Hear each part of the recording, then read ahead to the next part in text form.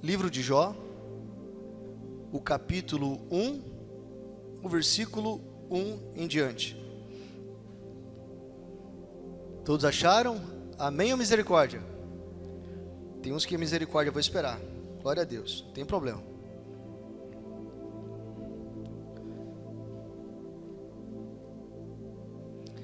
Diz assim a palavra do Senhor: havia um homem na terra de Uz, o seu nome era Jó. Ele era um ser humano bom, honesto e justo. Amava respeitosamente a Deus e evitava praticar o que era mal. Jó era pai de 7 filhos e 3 filhas. Ele possuía 7.000 ovelhas, 3.000 camelos, 500 juntas de bois e 500 jumentas. Tinha também muitos servos ao seu serviço. Era o homem mais rico entre todos os habitantes do Oriente da sua época. Seus filhos costumavam visitar uns aos outros, e cada vez que preparava um banquete, mandava convidar as suas 3 irmãs para comer e beber com eles. Assim que passava o período das festas e banquetes, Jó os mandava chamar e fazia com que se santificasse por meio de ritos de purificação. Jó levantava-se ao romper da aurora e oferecia holocaustos, isso é, sacrifícios completamente queimados, em nome de cada um de seus filhos, pois pensava: talvez meus filhos tenham pecado, ainda que no íntimo de cada um, e assim blasfemado contra Deus em seus corações. E era assim que Jó vivia e procedia. Certo dia os anjos, isso é, os filhos de Deus, vieram apresentar-se perante o Senhor, e Satanás, o acusador, aproximou-se também junto com eles. Então questionou a Satanás: de onde vens? E Satanás deu-lhe a seguinte resposta: de perambular pela terra e ir e vir pelos caminhos do mundo. Indagou-lhe então o Senhor: observaste o meu servo Jó? Em toda a terra não há ninguém como ele, ser humano íntegro e justo, que ama e teme a Deus e se desvia do mal. Diante dessas palavras, Satanás contestou o Senhor, questionando: será que Jó teme a Deus sem outras intenções? Porventura, não ergueste uma cerca protetora em volta dele, de sua família e de tudo que ele possui? Tu pessoalmente tens abençoado todas as obras das mãos desse homem, de maneira que os seus rebanhos estão espalhados por toda a terra. Entretanto, estende a tua mão e fere tudo o que ele tem, e com certeza ele te amaldiçoará e blasfemará diante da tua face. Então o Senhor declarou ao acusador: concedo-te poder para destruir tudo o que ele possui, apenas não estendas a tua mão contra a pessoa dele. E Satanás deixou a presença do Senhor. Pai, te glorifico por esse momento tão especial, pelo teu cuidado, pela tua glória, pelo teu zelo sobre nós. Vem, Senhor, e libera uma porção nova, onde nós estaremos totalmente rendidos a Ti. Queremos Te ouvir nessa noite, que não fale eu, mas o Senhor ministre aos nossos corações. Essa é a minha oração, em nome de Jesus, amém. Glória a Deus. Que palavra, queridos, que palavra. Eu creio na restituição. Eu creio naquilo que Deus está devolvendo aos seus. Precisamos entender esse ciclo da vida de Jó. Mateus, o capítulo 5, o versículo 45 diz que o sol nasce para os maus e os bons. A chuva vem sobre os justos e sobre os injustos. Ou seja, vem para todos. Nós achamos que o fato de servir a Deus vai nos blindar de passarmos por dificuldades, por doença, por tribulações. E é justamente porque você serve a Deus que o Senhor está trazendo provas à tua fé. E a palavra do Senhor diz que a prova da nossa fé produz o quê? ainda mais perseverança. Cada dia que você transpõe uma barreira, cada dia que você vê a mão de Deus agindo na sua vida, você tem força para prevalecer, para perseverar. Nós temos uma mente egoísta. Nós achamos que todo o servo de Deus tem que viver uma vida nababescamente, ou seja, tendo de tudo, não passa por nada, e quem não serve a Deus tem que estar sofrendo. É assim ou não é? Na nossa cabeça, eu sirvo a Deus, então eu não posso passar por isso. Quem tem que passar é meu vizinho, que não conhece a Deus, blasfema contra o Senhor. E às vezes a gente olha para o vizinho e a vida dele parece que está andando melhor do que a nossa. E vem alguns questionamentos, não é assim? E nós achamos que a punição por não servir a Deus é não ter direito ao sol e à chuva. Mas não é isso que a palavra do Senhor diz. O texto diz que o sol nasce para os bons e para os maus. A chuva vem para os justos e para os injustos. Sabe por quê? Sol e chuva é investimento de Deus. O que eu preciso é interagir com o seu investimento. A pessoa que entende isso, ela começa a se apropriar de coisas que nunca viveu. Agora, o que faz você viver de uma maneira sobrenatural, de uma maneira próspera, está ligado àquilo que você está fazendo com o que Deus liberou, com o sol e com a chuva. Você já parou para pensar se esse recurso do céu tem realmente sido aproveitado por você e pela sua casa? Irmãos, se o sol nasceu para todos, significa que aqueles que estão entendendo o propósito do sol e da chuva no contexto espiritual, o que Deus está liberando, são esses que irão provar de coisas que ninguém está provando. Exemplo, você já experimentou presentear uma criança? Você fica feliz em comprar algo caro, e você investe ali recurso, compra um presente bem caro, mas daí ela brinca uma semana, duas, e logo deixa de lado, porque para ela o que tem valor não é o que tem na sua mão, é aquilo que ela vai ganhar logo à frente. Porque nós somos assim, nós não valorizamos o que já temos, nós sempre estamos buscando aquilo que ainda não chegou para nós. Nós empreendemos força e valor naquilo que ainda não está na nossa mão, porque o que está parece que é banal, parece que não tem mais valor. Assim nós fazemos com o emprego. Eu vou sair desse emprego, porque essa luta aqui, eu sou filho de Deus, eu não aceito passar por isso. Então acha que trocando, ou seja, esse que a pessoa tem não é mais bom, e ela já está se projetando no próximo. E aí ela não dá valor àquilo que Deus tem, aquilo que Deus a deu, e já está querendo viver algo que não é para ela, ou não é o momento. O que acontece com isso? Eu estou infamando a terra. Mas o problema não está no trabalho, o problema está na pessoa. Porque por mais que você se projete em algo que está à sua frente, se você não mudar, se a sua mente não for renovada, você vai levar o problema para o outro trabalho, e assim por diante. Se a maldição não for quebrada, você vai viver sendo empregado e desempregada todo ano. Por quê? Porque não mudou primeiramente aqui dentro. A palavra do Senhor diz que nós devemos ser transformados pela renovação do nosso entendimento. Para quê? Para que nós possamos compreender qual seja a boa, perfeita e agradável vontade de Deus. Só aqueles que têm a mente renovada podem entender a vontade de Deus. Deus está chamando um povo que está saindo da caixinha. Assim também acontece com o casamento.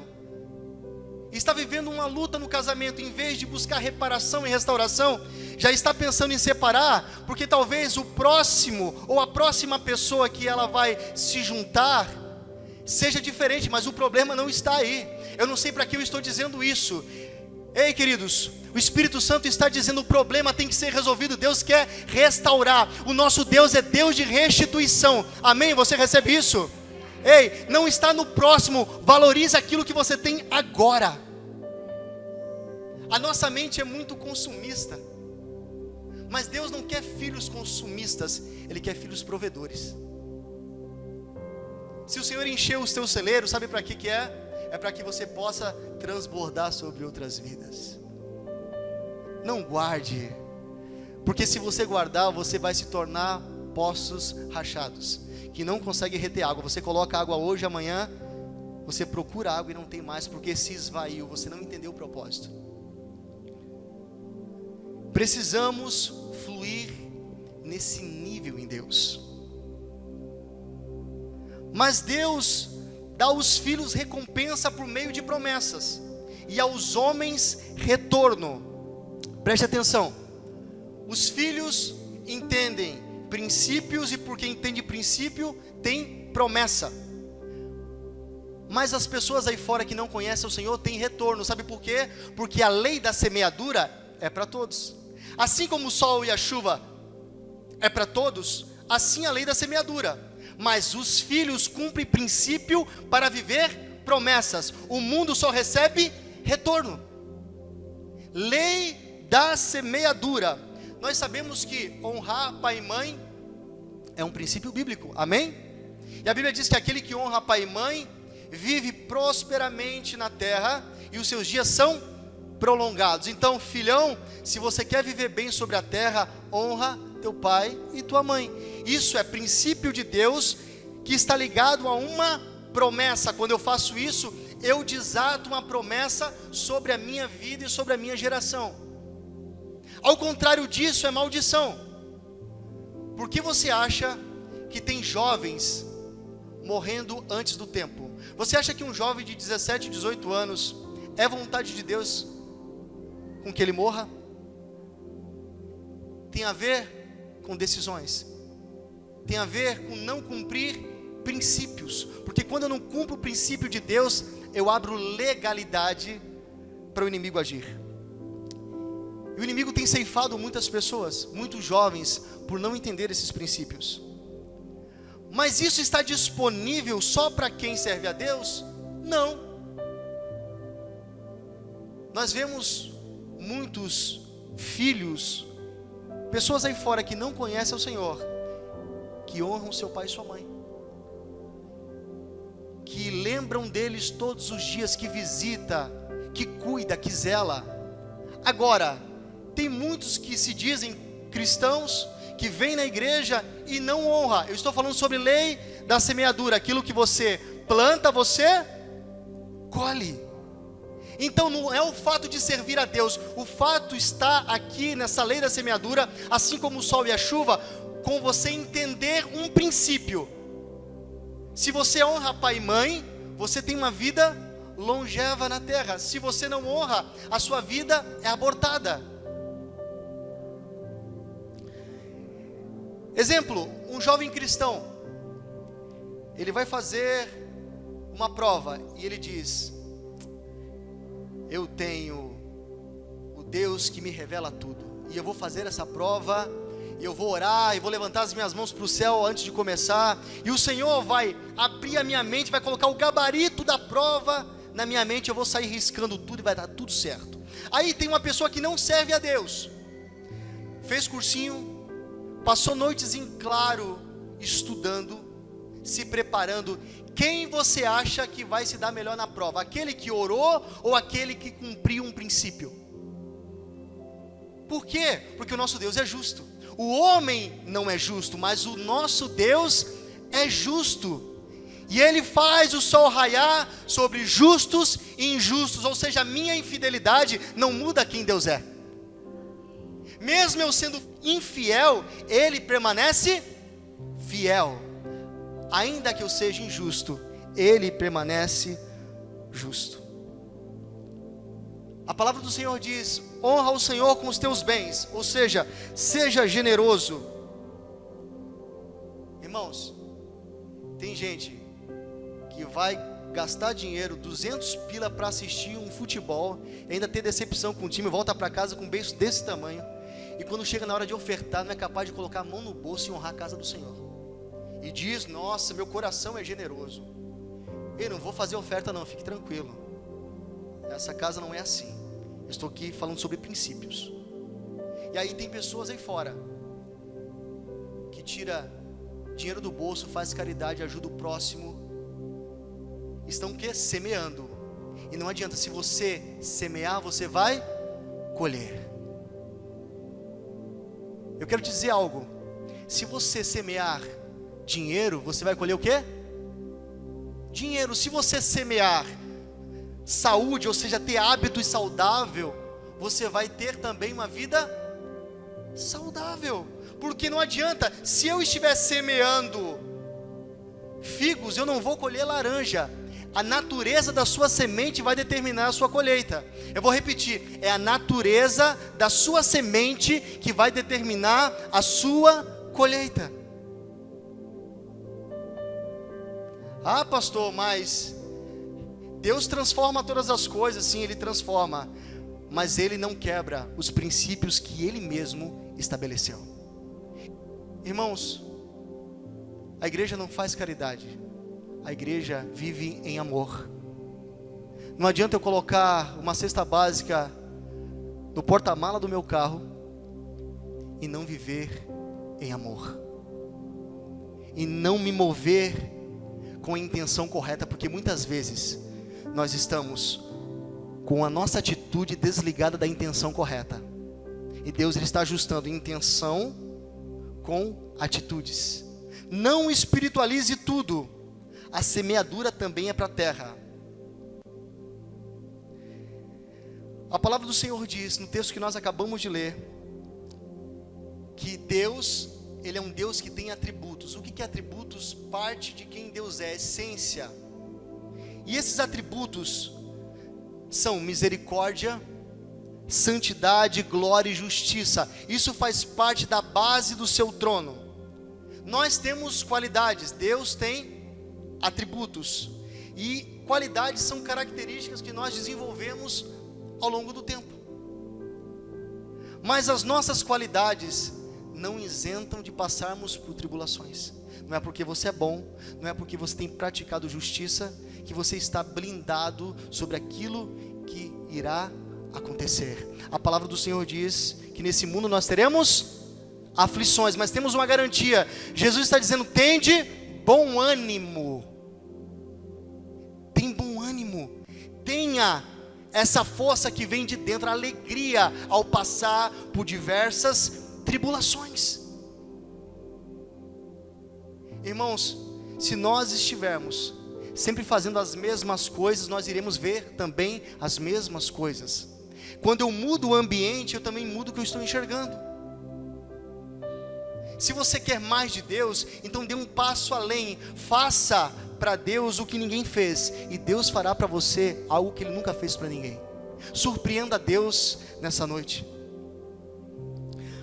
A palavra do Senhor diz que a vida de Jó ia muito bem.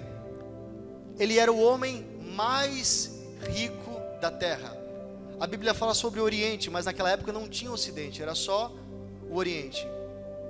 O homem que tudo que tocava prosperava. Ele tinha 10 filhos. Então qual era o problema? Por que Jó enfrentou tudo isso? Quando Deus quer me fazer melhor, Ele primeiro me humilha para depois me exaltar. É assim. Quando Deus quer te fazer melhor, primeiro Ele vai fazer com que você passe por lugares onde você não gostaria de passar.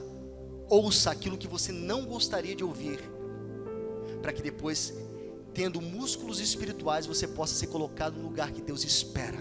Sabe por quê? Porque tudo que Ele promove, Ele protege. Deus está expondo pessoas, e quando Deus expõe, não se preocupe, Ele está guardando, porque Ele é Pai. Aqui o Senhor estava expondo Jó, para mostrar uma vida de retidão. E a nossa reação diante da humilhação que vai determinar o lugar onde eu vou entrar. Se eu quero o melhor de Deus, eu preciso entender e interagir com o momento da luta.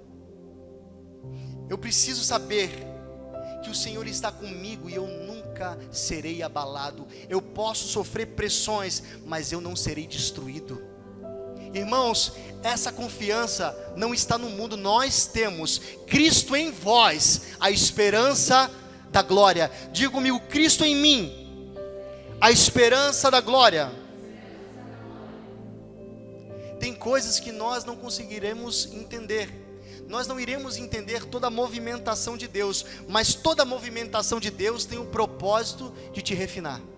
Você é ouro. E sabe o que o ouro precisa para ser purificado? De altas temperaturas. Então se prepare, porque a chapa está esquentando. Deus está aumentando a temperatura para te refinar. É nesse momento que a impureza sai e aquilo que é puro prevalece. Você recebe em nome de Jesus. Ele está esquentando a chapa. Quando Deus ele quer nos provar, Ele nos expõe, nos guarda e nos coloca como testemunho pelaquilo que estamos enfrentando. Perceba que a tentação de Jesus, o que Ele fez? Ele venceu, Ele pisou. O que o Senhor está dizendo nessa noite? Tentação, a gente não fica flertando com ela, a gente pisa e passa por cima, porque nós recebemos poder para isso. Você recebe? Ei, nós recebemos isso, está em nós. Nós temos autoridade vinda do céu para vencermos as tentações, assim como Jesus venceu. E o que Jesus fez para vencer? Ele declarou a palavra. Ele diz: está escrito. Quando nós enfrentarmos tentações, diga o que está escrito na palavra, declare a palavra. Declare o que o Senhor disse ao teu respeito e passe por cima. Agora, diferente disso é a aprovação. A aprovação ela tem que ser vivida. Não tem jeito. O deserto tem que ser atravessado. Mas o deserto tem um começo. E eu tenho uma notícia boa, também tem um fim. Em todo o trajeto Deus está conosco, mas no deserto nós temos muita manifestação de Deus. Mas no deserto também é um lugar de solidão. No deserto as pessoas não entenderão tudo que você está passando. Então, quando Deus preparar um deserto para você, passa quietinho glorificando ao Senhor. Tudo isso tem um propósito sobre nós. E se eu desconheço o propósito, eu não entro em outro ambiente. Perceba que é Deus que expõe Jó. A palavra do Senhor diz que houve uma reunião no céu. E os filhos de Deus, ou seja, os anjos, se apresentaram diante do Senhor e Satanás estava lá no meio. E Deus diz: de onde vens? E ele diz: de perambular pela terra, de passear e rodear pela terra. Sabe o que Satanás está fazendo? Ele é um turista maluco. Está aí, ó. A Bíblia diz que ele está bramando, rugindo como leão, está em derredor, buscando quem possa tragar. E Deus diz: vê o meu servo Jó. Não foi Satanás que começou a conversa, foi o próprio Deus. Então quando Deus quer expor alguém, é porque Ele quer abençoar e guardar. Ele diz: vê meu servo Jó, homem íntegro, justo, temente a Deus e se desvia do mal. O que Deus está dizendo? Falando sobre as qualidades. Está falando que se tinha alguém ok na terra, esse cara era Jó. E Satanás responde: sabe por que Jó te adora? Pelaquilo que recebe. Ele só tem essas qualidades. Ele só está diante do Senhor te adorando pelaquilo que está recebendo. Ou seja, ele faz duas acusações. A primeira: o homem só adora a Deus enquanto estiver recebendo alguma coisa. A segunda acusação que Satanás faz, que Deus é corruptor, ele compra adoração e fidelidade. E o que o livro de Jó vai mostrar? Vai mostrar um Deus atuando na história, de forma que ele vai provar a Satanás que ainda existe homens fiéis, que não estão negociando a essência, que independente do que passe, ainda que perca tudo, estão firmes no Senhor. Deus está expondo, Deus está trazendo um testemunho sobre Jó. Irmãos, nós precisamos entender a exposição do Senhor. Eu não sei o que você está passando, mas eu sei que o Senhor está trabalhando. O silêncio de Deus também é resposta. O diabo sabia quem era Jó. Você acha que não? Claro que ele sabia. O que ele não tinha era autorização para tocá-lo. Ele mesmo diz: também o Senhor abençoou esse homem de uma maneira extrema, cercaste um muro protetor em volta dele e da sua família, tudo que ele toca vira dinheiro. Ou seja, Satanás não conseguia entrar porque tinha uma cerca protetora, porque Deus havia guardado Jó de tal forma que não tinha legalidade nem autorização para que ele fosse tocado. Mas agora o Senhor está tirando a cerca protetora e diz: vá, dá autorização para Satanás. Ou seja, o inimigo tem autoridade, mas não tem autorização. E como ele pode receber autorização? De dois lados.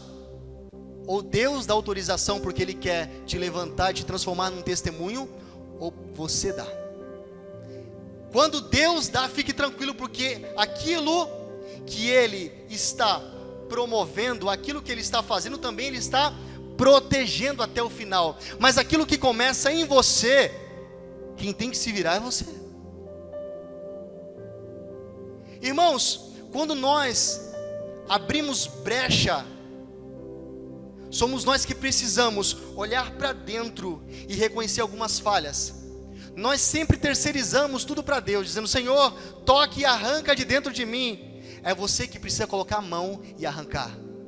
Tem coisas que não é Deus que vai fazer, não é Deus que vai fechar os teus olhos, é você que precisa dizer: os meus olhos precisam ter luz, pois a palavra do Senhor diz: se os meus olhos forem bons, todo o meu corpo terá luz. É isso, meus irmãos. Os filhos de Deus sempre estão no radar do diabo. Ele só está esperando a oportunidade. O diabo ele pode tocar em três coisas: naquilo que o homem tem, naquilo que o homem ama e naquilo que ele é. Diga: no que ele tem, no que ele ama e no que ele é. A palavra do Senhor diz que Jó, em um único dia, perdeu tudo. Depois que Satanás recebe a autorização de Deus, imediatamente ele vai colocar o seu plano em ação. Ele não espera. E cai fogo do céu e consome todo o rebanho de Jó. Enquanto o mensageiro está trazendo essa notícia, já vem outro mensageiro dizendo: estavam os teus filhos reunidos na casa do teu filho mais velho, e os 10 filhos estão debaixo dos escombros da casa. Os 10 morreram. Logo depois ele olha para sua pele, ele está apodrecendo em vida, está leproso. Eu estou dizendo, em um único dia, ele recebe 3 notícias. Primeiro, ele perdeu tudo o que tinha. Depois ele perdeu a sua família, aquilo que ele ama. E depois tocou na sua estrutura, naquilo que ele é. Ele estava leproso. Tem pessoas que precisam digerir as perdas aos poucos. Jó perdeu tudo, e não era qualquer homem. Ele tinha muitos bens. Ele era o homem mais rico de toda a terra.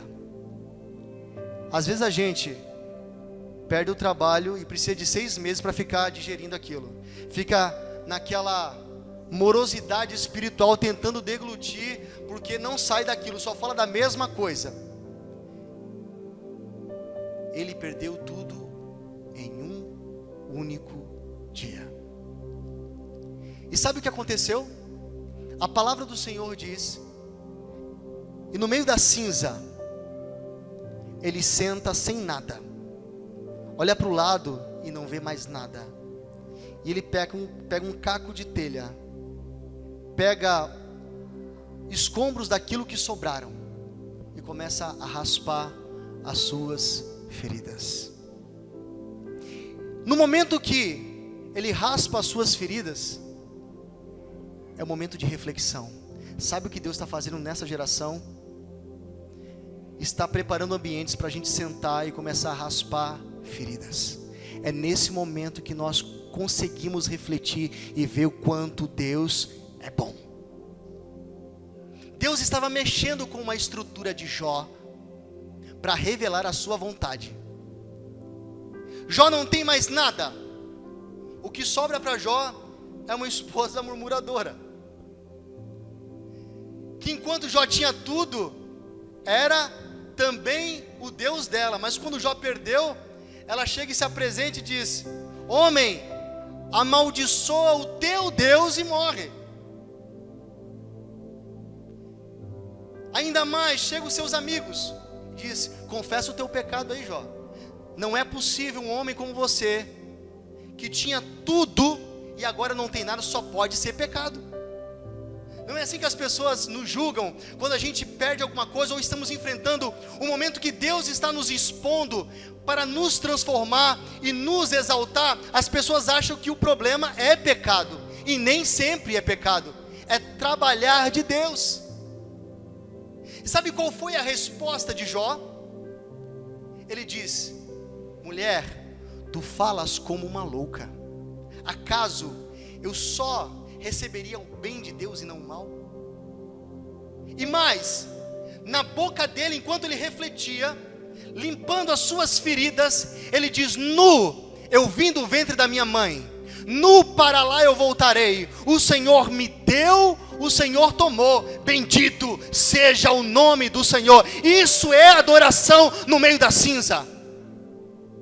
Essa é a adoração que precisa estar em nós, quando você estiver enfrentando um momento onde ninguém mais entende, mas você sabe que Deus está contigo, e Ele está trabalhando, e tem um propósito. Se senta, reflete sobre a sua vida e começa a adorar, dizendo: ah, eu vim para essa terra sem nada, eu não sou preso a nada, o Senhor me deu tudo, e se Ele quiser Ele pode tomar. Mas uma coisa eu não vou deixar, é de adorar o seu nome. O Senhor me deu, o Senhor tomou, bendito seja o seu nome. Ah, queridos, quando existe adoração em meio à prova, a nossa vida muda, é uma chave que é transformada. Não construa nada que você não possa carregar. Para de ficar juntando coisas. Sabe por quê? Porque você veio nu para essa terra. Eu não estou dizendo que você não pode ter recursos, seja próspero quando Deus permitir, mas quando a nuvem mexer, por favor, abandona tudo e corre para Ele. Amém? Então, ei, querido, não pense naquilo que ficou, pense naquilo que Deus está projetando sobre você. É isso que nos move. E a palavra do Senhor diz que nós estamos sendo observados por uma nuvem de testemunhas. A palavra do Senhor diz que Ele nos sonda e nos conhece. Ele sabe quem você é no seu íntimo. E sabe, aquilo que o homem é de verdade é aquilo que ele é no quartinho, quando ninguém vê.